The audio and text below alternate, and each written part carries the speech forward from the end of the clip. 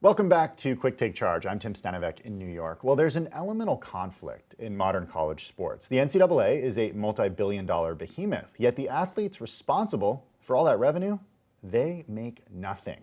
Well, that may be about to change between a pending U.S. Supreme Court ruling, proposed federal legislation, and fallout from the pandemic. The tipping point in this long, tortured debate may finally be here. Quick Take Chief Correspondent Jason Kelly dives into the issue in the latest episode of Business of Sports. It's out later today. Here's a peek.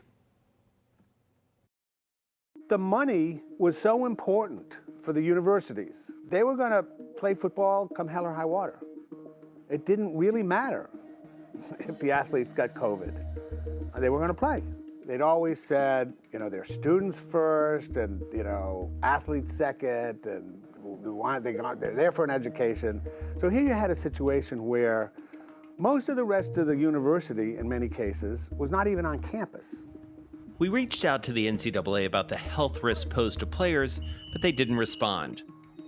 And critics say that the canceling of one sport, but the continuation of another solely because of financial reasons, makes the NCAA's amateurism argument moot.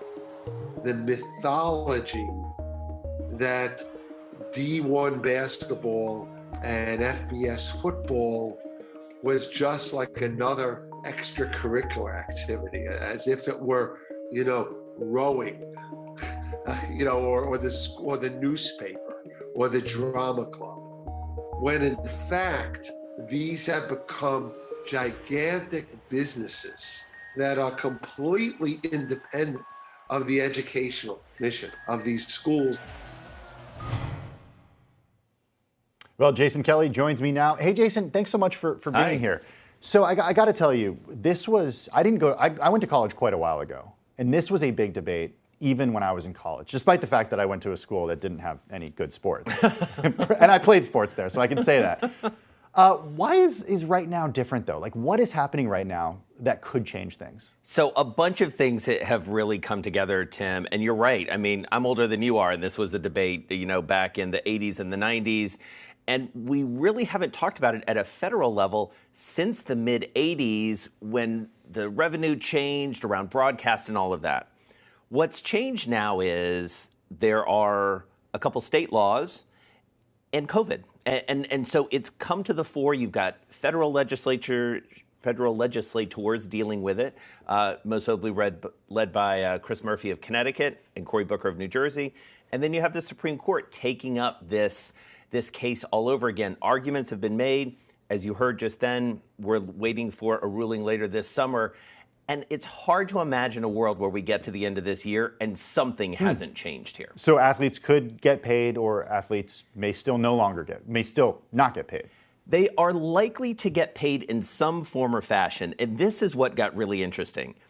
The schools most likely, unless something really surprising happens at the Supreme Court, probably will not just be paying athletes. You won't be getting a check from University of Alabama, if you were to, go play football there, which who knows? I mean, that's not going to happen in this lifetime. You probably have some eligibility left. But what you could see is athletes getting paid for what's called name, image, and likeness, NIL. And that is, your picture, anything, any sort of endorsement you could actually make essentially as an individual citizen. The school would not be paying you, a third party would. And basically the states have come in and said, California and Florida notably have passed laws that make that possible. One thing that is, I think I can say this, has always kind of really confused me about this, is the fact that the coaches in some of these cases get paid serious money. And the argument is, hey, well, they bring so much revenue in for the school. And then I say, wait a second. It's the athletes, though, who are attracting the fans and the people watching around the country and bringing in the revenue. It's absolutely true. And, one of the things you saw Joe Nocera there at the beginning of that clip, he is by far the expert. He happens to be our colleague here. He's a Bloomberg opinion columnist. He wrote a phenomenal book called Indentured that anybody who's interested in this should read. But, one of the things he pointed out in our conversation was that the vast majority of states, if you look at them, the highest paid state employee is either a football coach or a basketball coach. Unbelievable. Millions of dollars, as you say. And as Joe points out, it's not a case, especially when it comes to big-time college football and big-time college basketball, that they can't afford it, because they can't afford to pay these coaches lots and lots and lots of money. Okay, so what is the strongest argument from the folks who still say that these student athletes should not be paid? The strongest argument is basically that the value comes in the education that they're being given. And I have to say, in researching this, that argument holds up when you talk about Division III and really when you talk about almost all of the sports outside of big-time college basketball and big-time college football, because those athletes are able to get an education, they're able to play their sport, and often they're able to get opportunities both at a university that they want to go to and also an education they can use later in life. Kendall Baker, who I spoke to for this piece, was a very successful track athlete at University of New Mexico. He went on to serve on the board of the NCAA. He believes in the system. And so what we're really talking about is FBS football, and we just got through with March Madness, college basketball, men's college basketball, really. So what about the people who say, hey, wait a second, these are professional athletes. They're bringing in massive amounts of money for the colleges and massive amounts of money for companies that associate themselves already with the schools. Because it's true, they already do have some sort of sponsorships, but they're not compensated for them, right? And that's the argument. I mean, the argument is basically you're getting this free labor. And that the title of Joe Nocera's book. Exactly, indentured. And I do think, as Joe pointed out, one of the real breaking points here was last fall when big-time college football went on, and yet colleges had said it's not safe for students to come on campus, so they are athletes. They are not student athletes in that case. Any unintended, let's say that we do get to the end of this year and college athletes are compensated in some way.